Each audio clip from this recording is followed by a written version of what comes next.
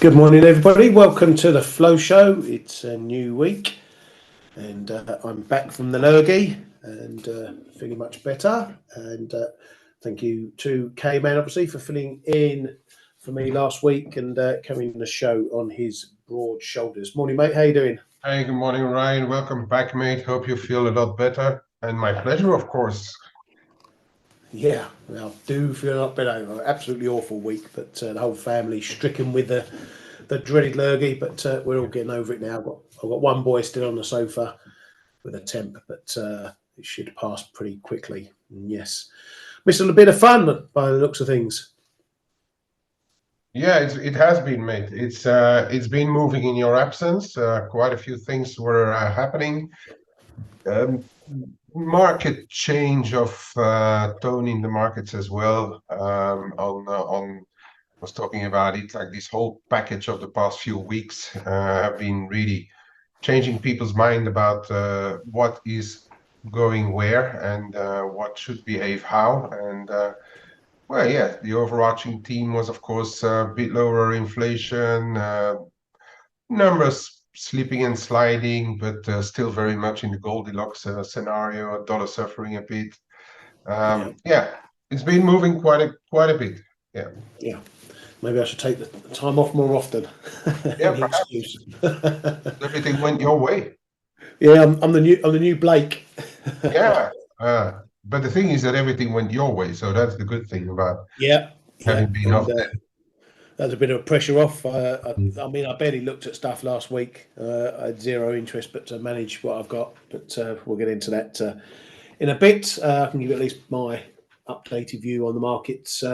On top of, I'm sure Kay's kept you all up to speed as well. Right, well, let's crack on through the headlines. China left their 1 year and 5 year LPR rates unchanged as expected, so no further help coming from that side of things. What they have done, though, finally, is move their fix rate. It's now, instead of being 7.17 as it has been for probably the past month or so, it's now 7.16s. So they managed to move it down one big figure, despite dollar China absolutely caving in at the moment. But they're keeping it to where the price is round about now. So they're not quite willing to let loose with the fixings just yet. They have also apparently drafted a whitelist of 50 developers they're going to give a big funding boost to, part and parcel of the news that's been ongoing for a while about keeping the property market propped up. Over in Japan, Finance Minister Suzuki says they are seeing the emergence of bright signs in the Japanese economy and that they have a once-in-a-lifetime opportunity to beat deflation. This is probably why they're so scared of actually taking the step before it's actually happened, but also starting to acknowledge that perhaps they can reach the trophy at the top of the mantle. What do you make of that, Kay? It's a bit of an admission, do you think? Well, I mean, sure, yeah, once in a lifetime. Yeah, I think it's still one of the reasons why they are so slow in changing everything there. But has to be said that the investor is starting to buy the fact that Japan may also have turned the corner. What really stands out to me as well is that, and that I think came out Friday or so after I did the Flow Show, or but there was this line from Berkshire again, or Berkshire, Warren Buffett's investment company, who continues to issue some yen debt. They still firmly believe that Japan has turned the corner and looking to continue to invest. And then from Friday as well, and then this morning we saw it again. There's been some really thorough yen buying going on. Whether the whole thing has turned the corner, we'll see. I do think that for the time being, at least, unless the inflation in the rest of the world is collapsing back to below 2%, They should they should really take this window. And how long have we been saying that? Already since Corona was still there, they should really take the opportunity of this window to really normalize policy a bit quicker than what they are doing right now. Suzuki must be very happy that the yen is strengthening without them having to intervene. The yen is 3.5 big figures lower. Finally, yen crosses have given up a little bit the relentless race higher, but we are still there at lofty levels, right, in all of them. Yeah, exactly. And Pimco, another one who's apparently on the bandwagon as well now. Apparently, they've been buying yen since 140. Exactly. I haven't seen too much detail in this story, so I don't know if they're just naked selling dollar yen. But if they were doing it from since August time-ish, July, August, when it first went through 140, then who knows? They've been sitting offside for a long while with a lot of carry. I should imagine they're probably doing some sort of funky hedged strategy where they're not getting stung on the carry, or are they really just gone straight short? Yeah, and that's the thing. If you do it unhedged, then you're looking at what is it? Let me quickly perhaps check it. But if you do it since August, you've been short dollar yen for about 3 months, and then you look at the where is it? The forward rates. You'd be looking at in 3 months' time, you've already been paying more than 2 big figures away in funding.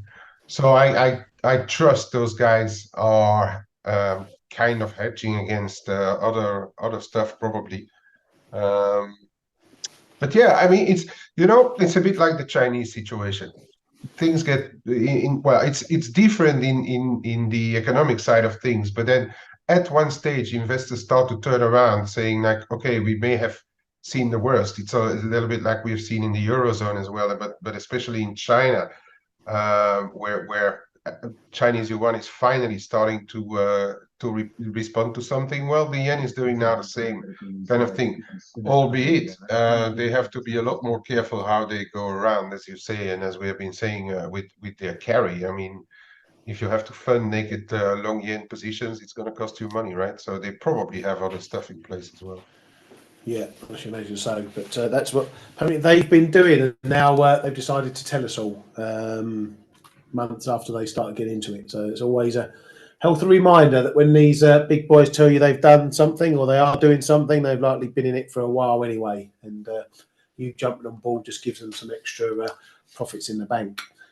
But anyway, moving on from those guys to one of our favourites, the Bank of England. Beary's Ramsden says that he would not rule out having to respond to evidence of more persistent inflationary pressures by raising the bank rate further in the future. Sees evidence of continued upside risks on inflation. This is really what I've seen so far and read back on the message that central banks are going to be screaming from now, probably till into the new year, I should imagine. And the ECB are the same. And that message is going to be that they're not ready to let go of policy just yet. ECB's Holtzman saying they still can't call an end to rate increases and won't cut interest rates in Q2. Market rate pricing is speculation and arbitrage.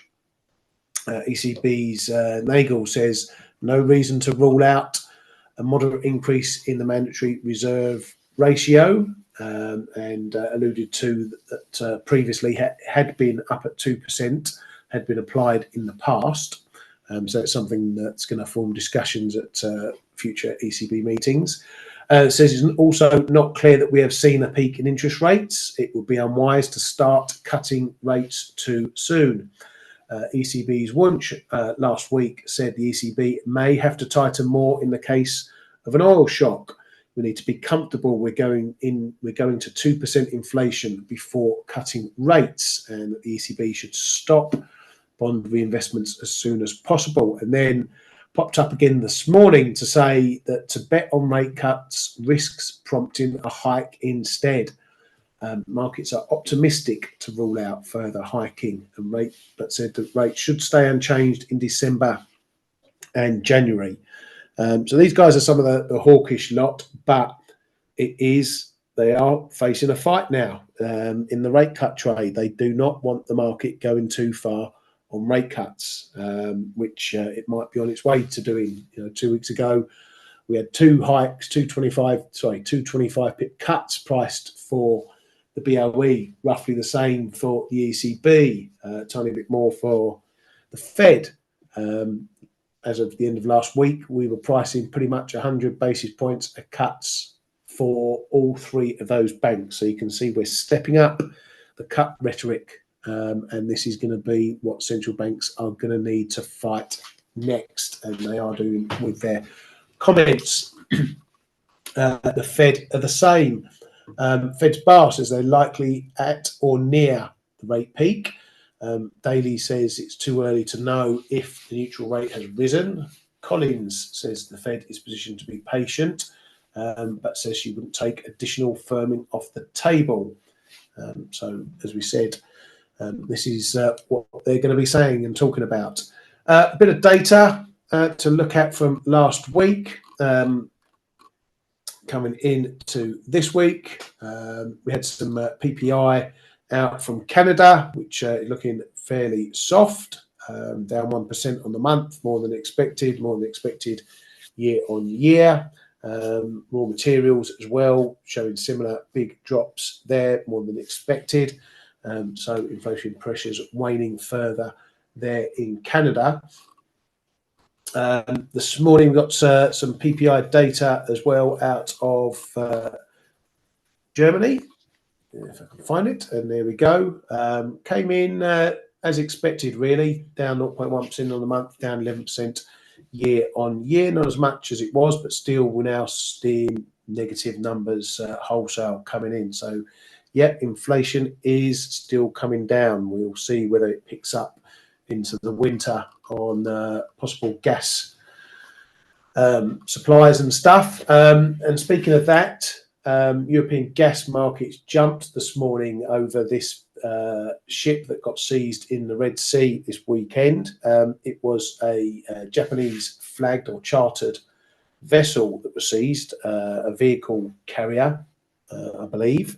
But European energy markets have got spooked that this potentially signals problems in that area, and that gas supplies or ships carrying gas may be targeted or get hit with similar types of things. And so those nerves have rattled gas markets early this morning.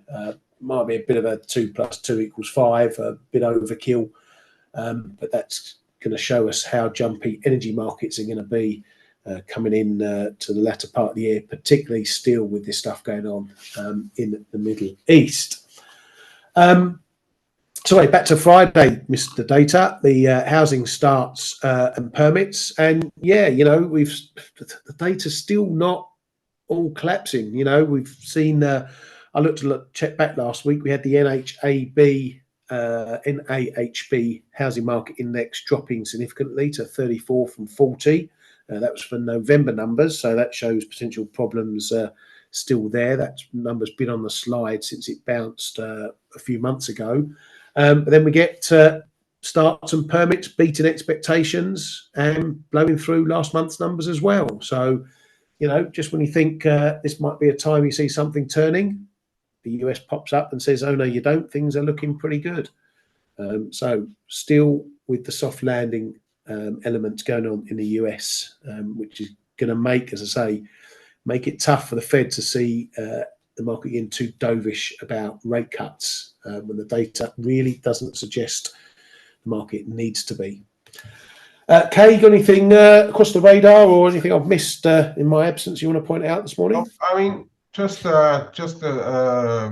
add a couple of words, this vessel that's been taken in the Red Sea is actually, it's chartered by that Japanese company, but it belongs and it's like owned by an Israeli businessman. So it clearly has to do with the problems in Israel as well. And it does seem, though, that under international pressure, there may be a window of calm coming, maybe, or for to let more a humanitarian aid in the country, and this freeing of some hostages or so. Of course, that's not going to come for free, I guess. So we'll have to see.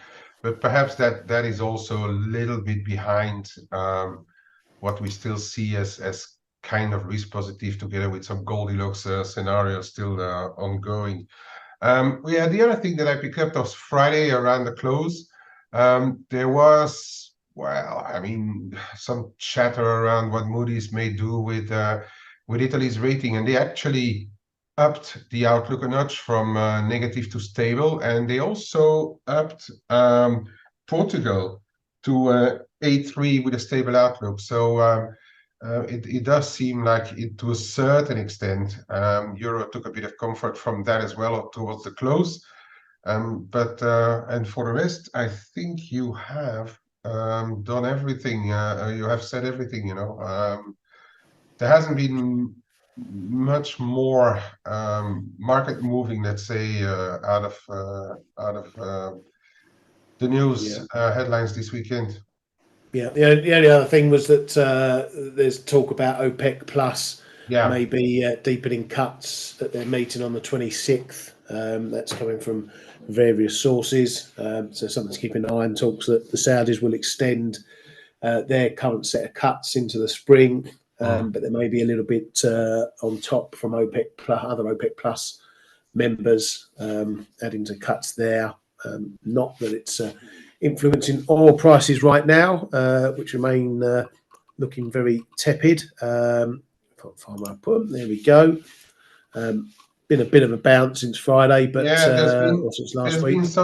There's been something. Last Friday there was not last Friday, last week, end of last week. I think it was on Thursday or so. There was a roll of contracts which seemed to have spooked the markets a little bit, and that was this sharp move lower, also on the Gaza thing, perhaps with the hostages, but that was the overall move, let's say, less risky. But then afterwards it spiked into the new contracts era. So one and all may have to do with that last spike at the lower, and then the move back up towards the end of the week, I've read. So and also Mark was commenting on that in the room.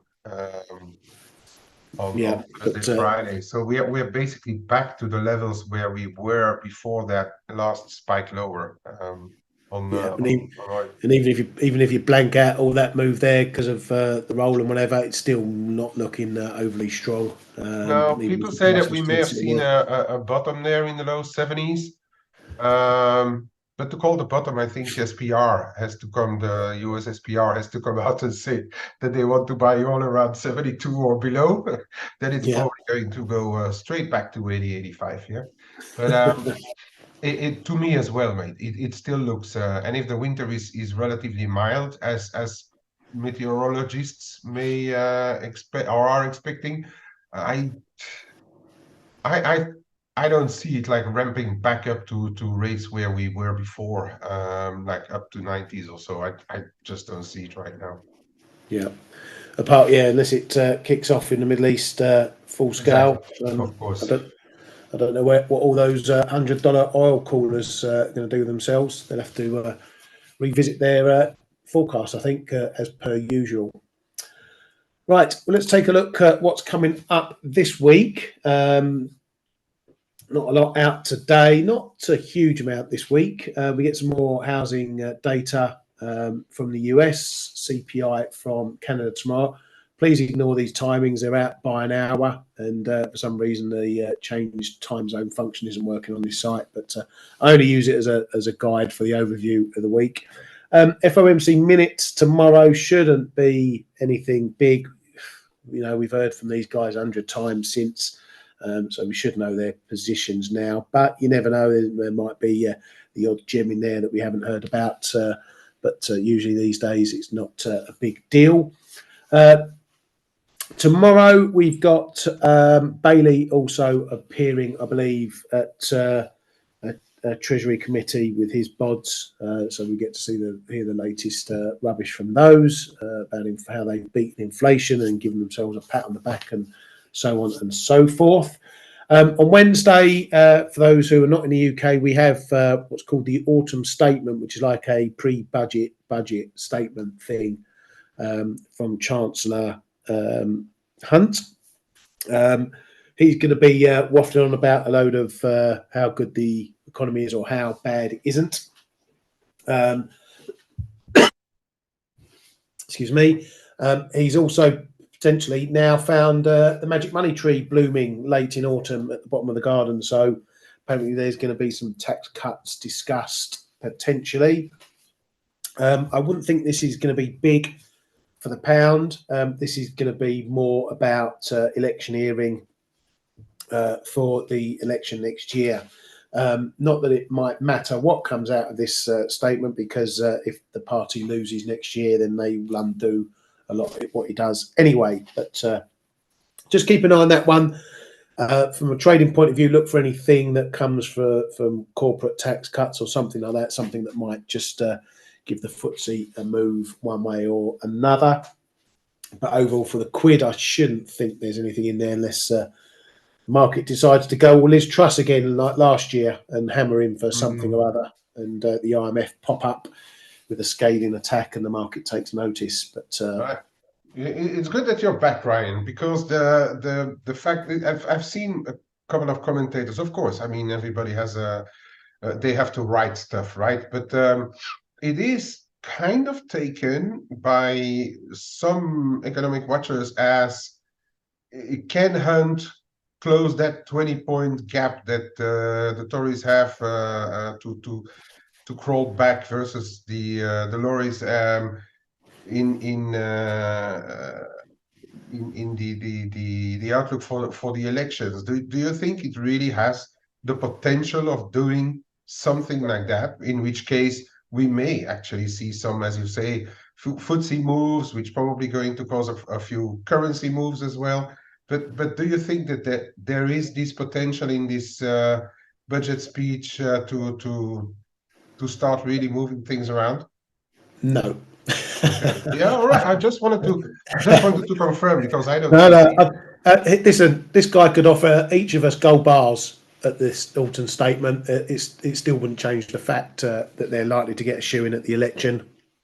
There's not enough that he can do in this thing to make a significant difference. Yeah, he might knock half a p off income tax or give a bit of concession to corporate taxes, but no, he knows he hasn't got the room to do that. Inheritance tax is the big campaign swinger in this one, but these things always go the same way. Okay, he'll come out and say, things.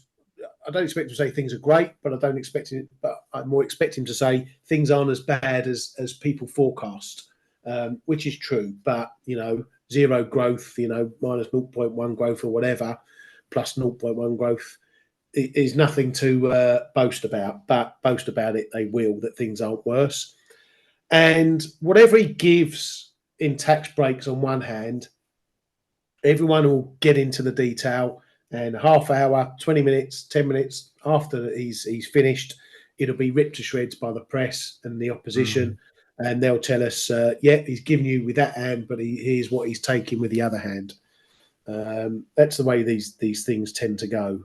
But is there really anything significant he can give us that will help close the gap in the elections? I don't think so. I don't think so. As I say, he could offer us all gold bars each, and it won't make a blind bit of difference. It's too. I mean, you've seen it in the press. It's too ingrained. The negativity towards the Tories is too ingrained, I think, to turn around. Yeah. But a year is a long time in politics, as they say. So you never can say never with politics. Look at next year; we could have Trump back in the hot seat. So that's as crazy as things are. But I'll watch it with less interest, and maybe we'll have cheaper beer by the end of it by Okay. 5p. Yeah, all right. I just wanted to double check. I don't expect much of it either, unless he goes like really, really heavy on wanting to create a Silicon Valley in London or something. But yeah, okay. You know, you never know. You never know what they might pull out of the hat. But as I say, whatever he does pull out the hat, there might be a fanfare about it, but then it'll get shot down to bits. How are you going to pay for it? What's it going to cost? When it's going to come? And blah blah blah blah blah. So yeah, I'll probably have it on in the background until I'm bored, and then I'll switch it off and put a cricket on or something. But anyway, moving on, we've got durable goods later on Wednesday as well, and keep an eye on those jobless claims numbers. Then we get the flash reading of Eurozone consumer sentiment, and we get US consumer sentiment as well. This is the conference board one, the main one. So we'll keep an eye on that for inflation expectations there again. On to Thursday, it's PMI day. We start getting all the PMIs from around the globe, obviously in Asia, early doors as well. Friday, we get Japanese CPI. I think that's going to be a pretty big number there to see if they keep things going over there, whether it's going to still pull back in the latter part of the fiscal year, as Ueda has been telling us it's supposed to do. It's been a bit stubborn, so we'll see what happens with that. Canada retail sales later on the day. That's something maybe for the loonie before we get into the S&P Global US PMIs for that one. Anything on there that's tickling your fancy, Kay? Not really. You know what is going to be on my radar this week is we have another round of US Treasury issuances coming in. And so year haven't we got coming? Sorry? Is it a 20-year we've got? That's going to be the big one. We've got this 20-year upcoming, which is actually today. It used to be a non-event, this thing, but now it's all of a sudden a big one because of the miss that we had on the 30-year, which actually could have been purely technical now after the fact, because there was something about Chinese being hacked and they couldn't even go to the auction. So I think the market got spooked on the day because there was like a very huge tail, but it seems like quite a bit had to do with some technical issues as well. Yeah, for the rest, there's a lot of bills on offer today. I mean, we've got what is it, 3 months and 6 months coming. We've got a bit over 1 month tomorrow. Yeah, there's quite a bit going on. Tomorrow we have a 10-year as well, and a 1 and a 2-year as well. So and it's all concentrated at the start of the week. So that's going to make, I reckon, things a little bit interesting, because we will know very soon whether the market decides to go there, whether they would use more of those money market funds or RRP funds to go to auction, because if the auctions run well, that should put a little bit more downside pressure on the short end yields, at least to start, and then on that 20-year or so. So yeah, those are things that I'm going to watch, because it could be, if they fail or if it don't get anything interesting showing that the market is going to auction, it may put a little bit of a bid under the dollar, perhaps. Yeah, cool. Thank you. Right, let's take a look at what's going on in markets. I'm probably going to do a bit of deferring to the big man, seeing as I was out. But it looks pretty clear what's happening in dollar yen. We're having a little bit of a crap out at the moment. We couldn't take out the prior high. That was around about the October high as well. So again, we've still got potential for a huge double top to come in there, just to get on the wider so you can see that. So that is looking quite significant, that high up there now. We're breaking down through the levels.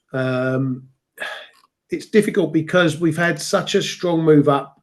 You often, when you get a grind like this, when you get a bit of a blow off the top. It's going to be fairly volatile.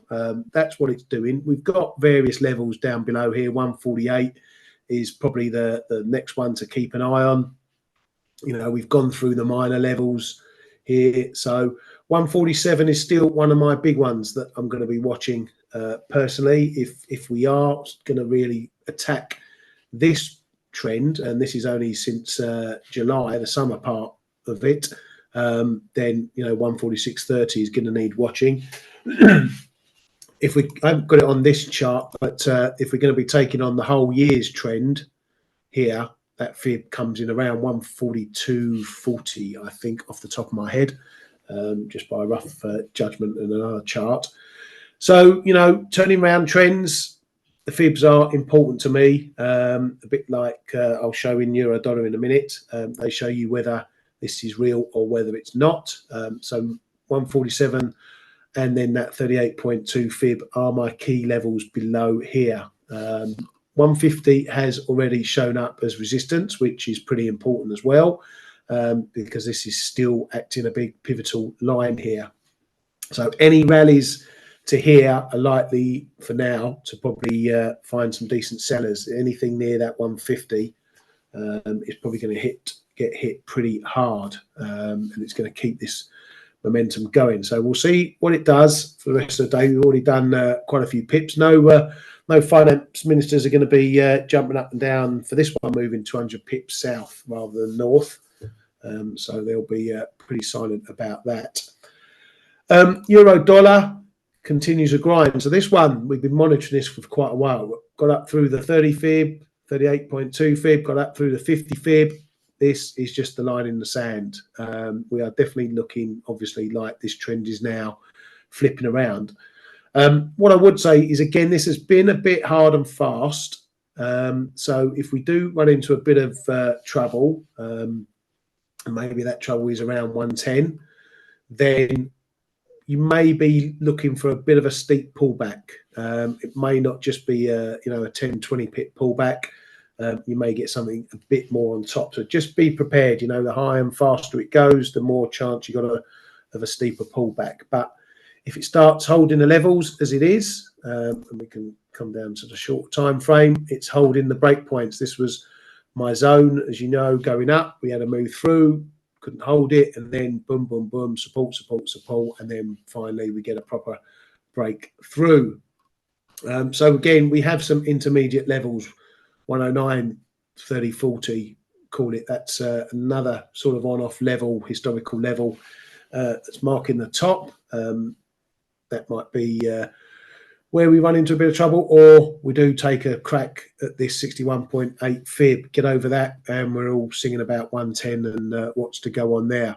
Support is holding around the 109, 109.10 area. Again, an important signal to be aware of. If you're going to get these breaks, the breaks need to find support. So technically it's doing that. So a little bit of a tight battleground here between 109 big figure, 109.10 and 109.40. If we knock our head against that, then maybe we get a little move down and it comes back down. 108.70 is maybe this trend line.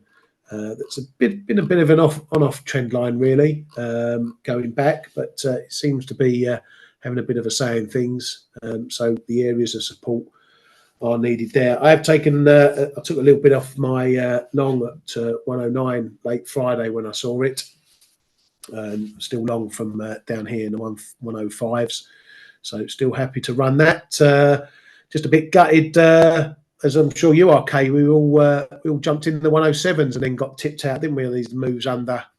And, I didn't get back in. I don't know if you jumped on the bandwagon at all. No, mate, no. Well, I've cut it now as well. I'm relatively happy with what I did on the dollar yen. But no, actually, I'm starting to counter trade this move in the euro dollar. Yeah. I do think that somewhere between, you've got the 109.60, there's the 109.40, and then we have that 110 psychological level. I'm not saying that they are not going to take the stops out of the way or so, because it does seem, you know, the end of the year is now upon us for the longer term book managers, they do seem that as I was saying last week as well, the hedge fund market was underweight, not like short equities, just underweight, completely underweight apparently in equities, and they needed to catch up, and this whole package that we have seen is changing a little bit, but I also always look at those differentials, and those differentials are not really showing me why euro dollar should run much further. But okay, I mean, I've been wrong in the past as well. Let's see what's going on here. For the rest, if when we look at the yen, and if you want, I can take the screen. Yeah, go ahead, mate. Okay. I'll just end it off. Here we go. All right. Just what I was saying already last week, a couple of times, is that the market has taken this whole package of what's happening in the US, and finally the yen started to respond as well. It's funny that the day that PIMCO comes out saying that they bought yen, the market is continuing to push, but it started before around this zone here. We've had this first leg lower of the dollar yen, then a bit of a rebound, and then started to come off again. It has those, as I was saying, it has those looks of what happened in November 2022, which was here. And that was when the US CPI came out. And around the same time this year, we are starting to see the dollar yen again starting to come off. Yes, we had interventions here, but independent of those interventions, we had the turnaround in the CPI in the US, and we have seen a bit weaker CPI numbers. We have seen the whole package of those data. We were talking already before your absence, Ryan, about the package of the data that we want to see for the more medium-term investors, for the more medium-term players to come into the market. And it seems that they are now seeing what they want to see. And I'm not saying this is going to go all the way back down to 128 or 100 and even 137. I don't know, but it has a whiff of what's happened last year in November. So we have to be a bit careful here.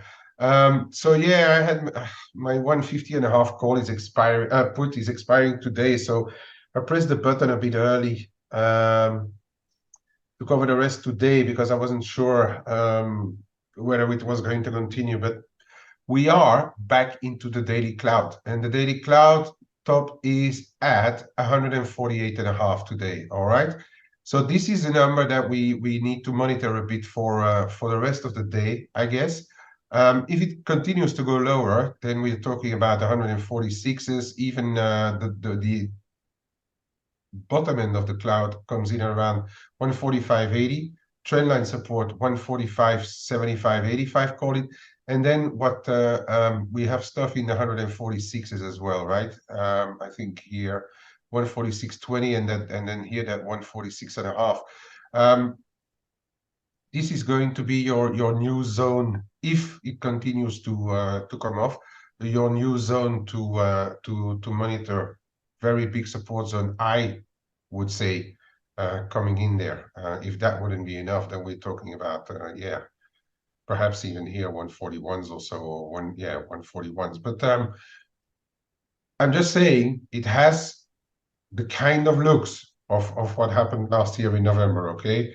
And then we had this big move lower into the end of the year, acceleration on the start of the year, and then we started to go the other way around. So just keep in mind, history doesn't necessarily repeat itself, but sometimes it does. And timing-wise, this is looking a bit similar as well. All right. One that well, I mean, Ryan already showed those levels. 109, 40, 60, and then you're talking about. I don't have the 110 here, but I think I have it on the wider frame as well. I do think there is a bit of no, there isn't. Yeah, here it is, but that's already well in the 110s. I'm not sure. I'm looking to add just a little bit into 60 and then see what happens if we can find the top there for now around at 61.8. But the one who is which is interesting as well is this cable. If you look at it on the daily, I'm not usually a big follower of moving averages, okay? But if you look at the daily, the 200 moving average comes in at 125.05. Prior top comes in at 125.05. Today's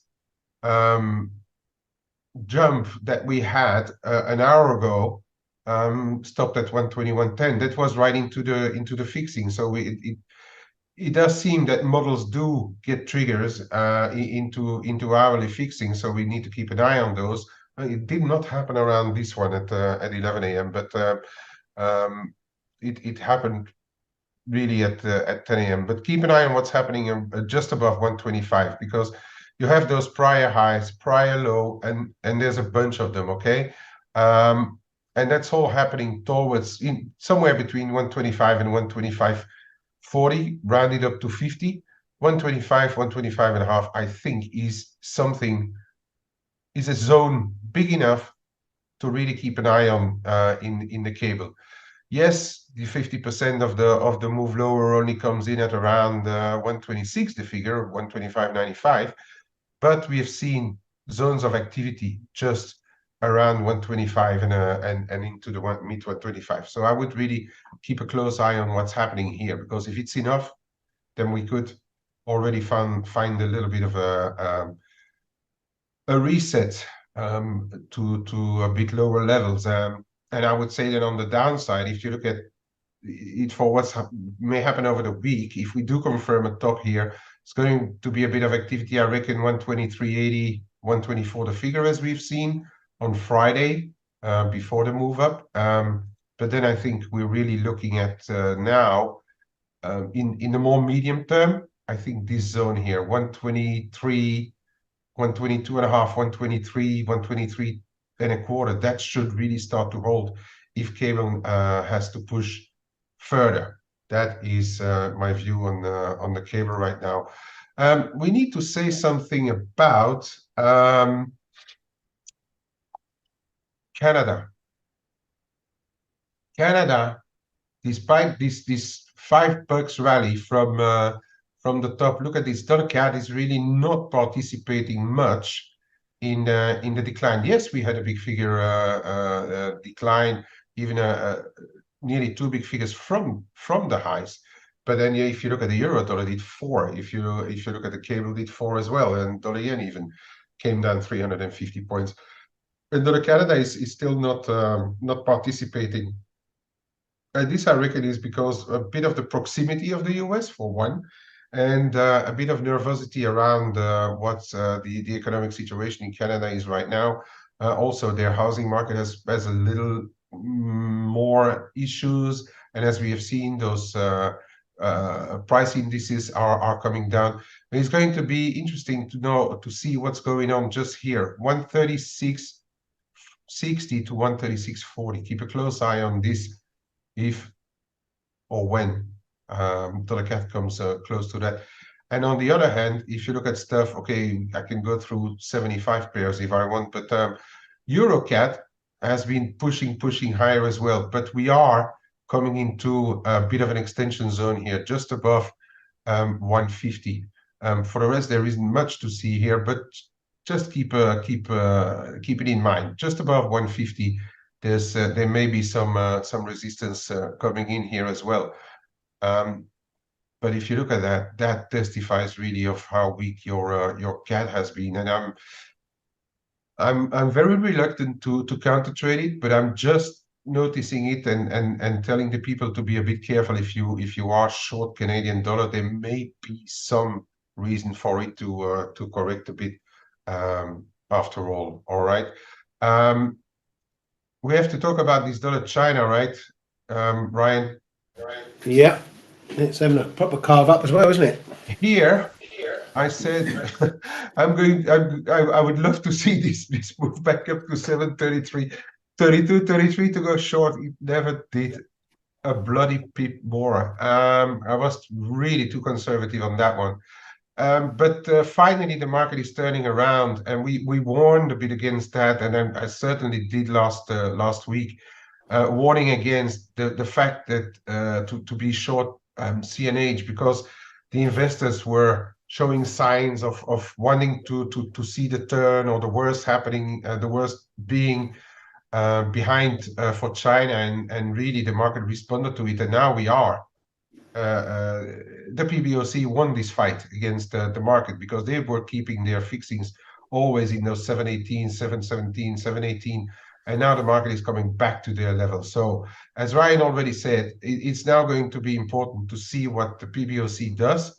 If the PBOC is happy with what the market has done and is happy with their victory, they're probably going to keep their fixings along here, even if the dollar China overshoots, let's say down to comes back to levels 711, 712. They may start to keep their fixings up here. So that is probably going to then tell us that they're happy. But in the current context, I would be really surprised if this thing moves far above.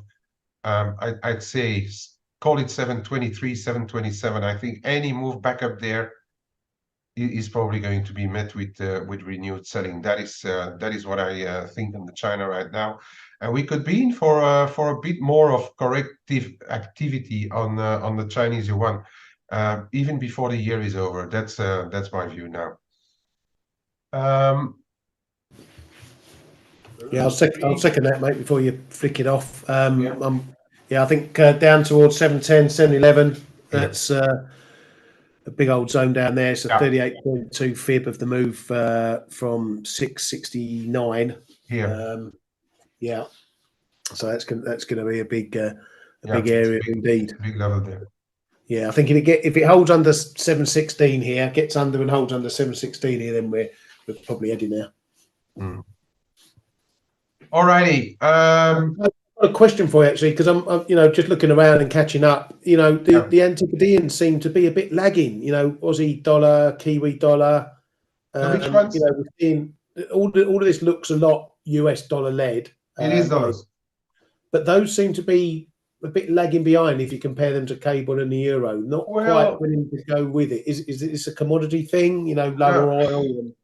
I don't think so, because if you look at the Euro-Aussie, we are lower than the peaks that we've seen last week, and the Euro-Kiwi, especially as well, where the Kiwi was actually looking a bit weaker.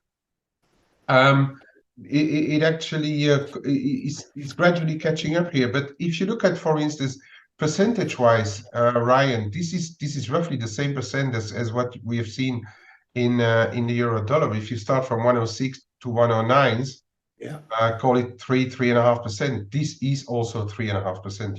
3.5%. So I guess I'm just looking at the levels. It's the euro went up to decent levels, and this one's still not. I think we haven't even hit the 50 fib of that move from when July. It's not far. No, it's not far. It's around here, 65.85. But if you look at the global, the more medium-term picture, we're still very much in this in a down sloping channel, right? And that doesn't come in before 66.80. So that's another big figure. In Aussie terms, another 2%, which is not nothing for sure. Brings us back to the question: is the dollar dead yet? It may have a temporary illness. I would say. COVID, like me. Yeah, exactly. It's got caught by COVID, but I do think that, as I've been saying, and on the show as well, I've been saying it here. We cannot forget that sometimes those bigger asset managers, those bigger money managers, are really starting to manage their end of year books and what they want to do, and window dressing and however you want to call it, actually from mid-November. And it does seem that last week was an important week. So for this, and so now we need. That's what I was saying as well on Face to close the week. Now we need to see this week as a confirmation of that picture. If we do get the confirmation of that picture, then we may see more weakness of the dollar going into year end, and still, does it kill the dollar? I don't know. But if you look at the global picture, and if you especially look at stuff like the yield differentials, they are not telling me that we should be moving a lot higher in euro dollar, for instance. So there is this thing about, could it be that we are going to rather stay in those bigger ranges in the euro dollar and in the cable, for instance, but that the rest of the dollars are going to move around it, such as dollar yen, such as dollar China, and perhaps then the commodity currencies, which are going to perhaps catch up, which would then translate in perhaps a lower euro dollar, lower euro Aussie, euro Kiwi, perhaps a lower sterling Aussie, sterling Kiwi, and things like that. That is kind of where I am at right now, because I don't see why cable and euro dollar. Oh no, this is not right. What is this? No, I did something wrong here. Ah, yeah, I see what I did. You see, if you look at the differentials on these are the sterling, it does not really support a move much higher in cable. But already, as said many times, the differentials are not the only thing that move the markets, and the dollar market is obviously the biggest one. So people are going to react more on dollars. But even if you look at sterling, at the yen, JGBs, they are already way off the 1% mark again. So Yeah. are we going to see those big move and falls? Is still my question, and perhaps those U.S. Treasury issuances at the start of this week can give us just a hint of an answer to that. Let's put it that way. And that is, I'm going to give it back to you for today, Ryan. Thank you very much, mate. Yeah, good to be back. Good to be back in the saddle and getting my teeth stuck into it. I really couldn't be asked to do anything last week. Oh, dreadful. But now I'm all rip-roaring and ready to go. So, yeah, lots to happen. Keep an eye on things going on, folks. Watch that data that's coming over the next few days. Obviously, we'll catch up with you guys and girls tomorrow. Thank you very much for supporting us here in the Flow Show, and again for supporting Mr. K-Man last week. Have a great day, everybody, and we will see you all tomorrow. Hey traders, this is Blake Morrow with ForexAnalytix. Thanks for stopping by our YouTube channel. Don't forget to like these videos, share them, and subscribe to our channel so you don't miss any of the content that we provide here for free. Thanks for stopping by. I'll see you in the next video.